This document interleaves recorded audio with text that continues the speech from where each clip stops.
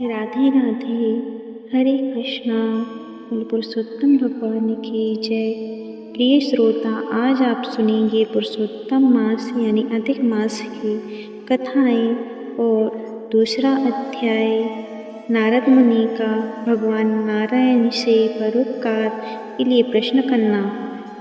सूत जी बोले, हे ऋषियों, मैं श्री सुखदेव जी के मुख से राजा परीक्षित को श्रीमद्भगवत की परम मोक्ष देने वाली कथा को सुनकर और राजा की मोक्ष प्राप्ति को देखकर उनकी कृपा से यहाँ आया हूँ, जहाँ आप सब दीक्षित ब्राह्मणों के धर्म यज्ञ कार्य में प्रयत्नशील हुए लोगों का दर्शन कर कृतार्थ हो गया हूँ।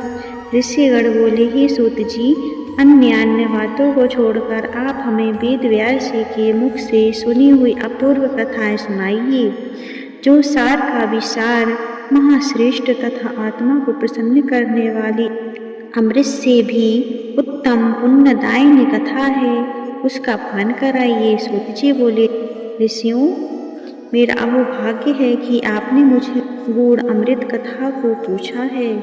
अब मुझे जो कुछ ज्ञान है उसके अनुसार जैसा व्यास जी के मुख से सुना है वह सब सुनाता हूँ। एक समय नारद जी नर और नारायण के आश्रम पहुँचे।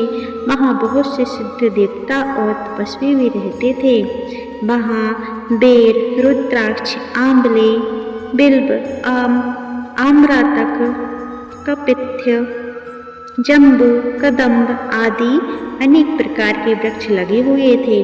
वहाँ भगवान विष्णु के चरणों से द्रवीभूत गंगा और अलकनंदा भी बह रही थी। वहीं महामुनि नारद जी लोक चिंतन करते हुए जा पहुँचे। पर ब्रह्म में मन लगाए हुए जितेंद्रिय नारद जी के संपूर्ण शरीर से प्रभा छिटक रही थी।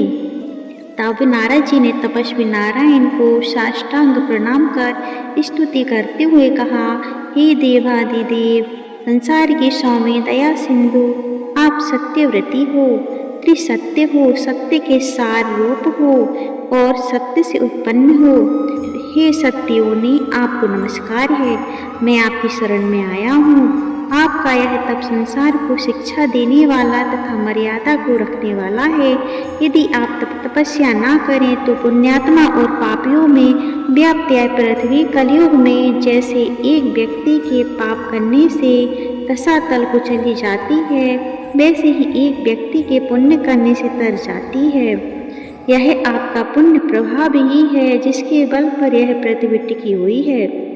पहले सतयुग आदि में जैसे एक व्यक्ति पापाचरण करता था तो सभी व्यक्ति पापी हो जाते थे, परंतु कलयुग में केवल कर्ता ही पुण्य और पाप का भागी होता है।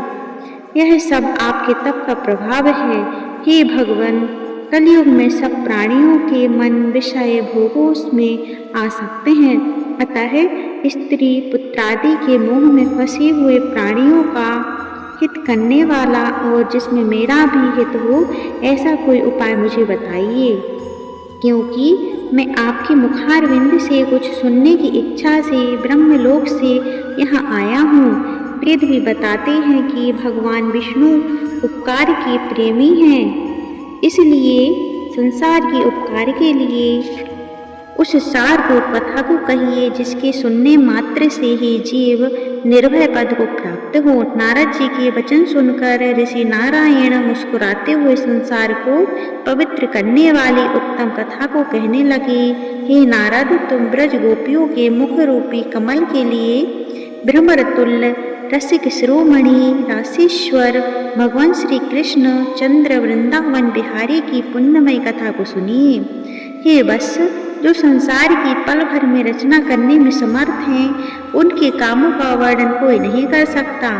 इस संसार के सार रूप भगवान के अगम्य चरित्र को तुम भी भली भांति जानते हो, जो वाणी से भी परे है। तो भी मैं तुम्हारे सामने पुरुषोत्तम भगवान की दारिद्र्य एवं वैधव्य को दूर करने वाले उत्तम कीर्ति और पुत्र तथा मोक्ष के देने वाले अद्भुत महात्म्य को वर्णन करता हूँ। नारद जी बोले, हे भगवान, यह पुरुषोत्तम नाम के कौन से देवता हैं, उनका क्या महत्व है, यह सब मुझे विस्तार से बताइए।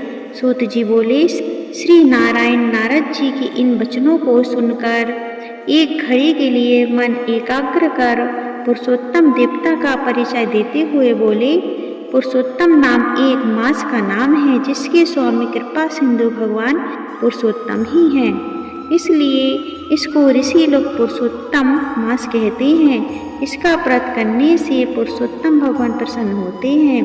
नारद जी बोले, मैंने पृथक पृथक स्वामियों सहित चैत्र वैशाख आदि मास को तो सुने हैं, किंतु हे नाथ, पुरुषोत्तम मास कभी नहीं सुना।